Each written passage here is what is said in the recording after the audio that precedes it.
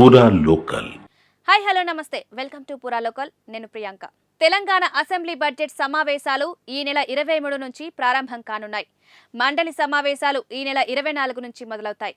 ఈ మేరకు governor notification జారీ చేశారు.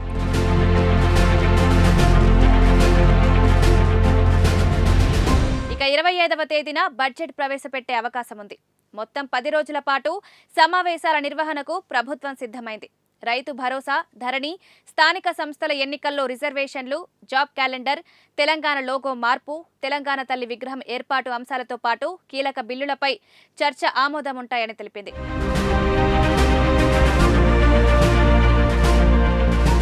ఇక బడ్జెట్ నేపథ్యంలో ఏ శాఖలకు కేటాయింపులు ఎలా జరపాలనే అంశంపై సుదీర్ఘ కసరత్తు చేస్తున్నారు అధికారులు.